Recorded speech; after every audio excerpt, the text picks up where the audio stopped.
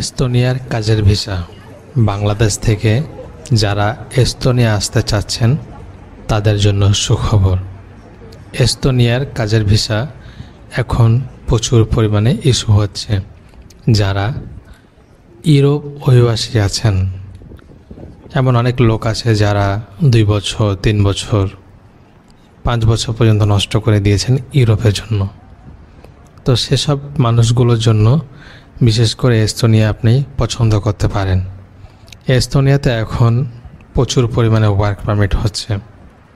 এছাড়াও এই দেশটিতে আপনারা visit visa, work permit visa এবং স্টুডেন্ট ভিসা নিয়ে আসার সুযোগ পাচ্ছেন।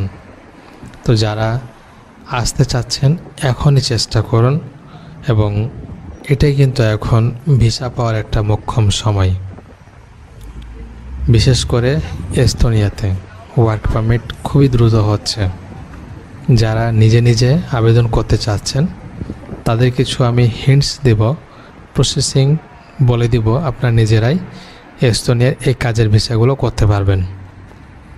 আর যদি মনে করেন যে না আপনি পারবেন না, তো সেক্ষেত্রে যে কোনো এজেন্সির সহায়তা নিয়ে কাজ করতে পারবেন।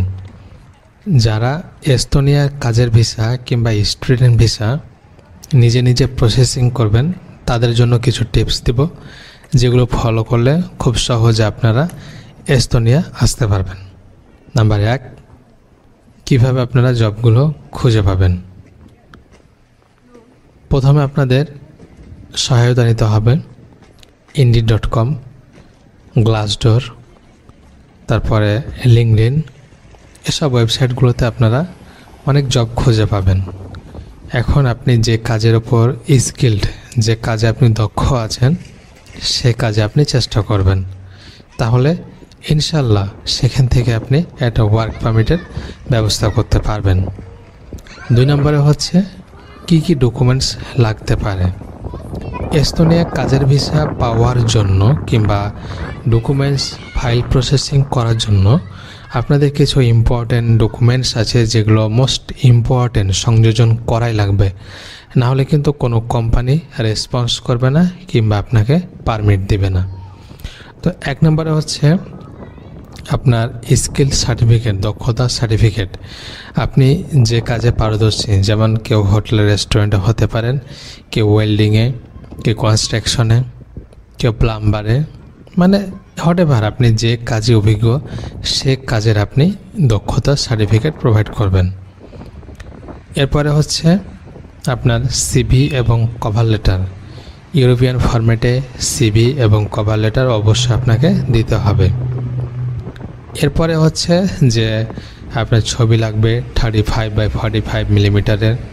এরপরে যদি আপনি দেশের বাইরে থাকেন তাহলে অবশ্যই আপনাকে কোম্পানির এনওসি প্রোভাইড করতে হবে।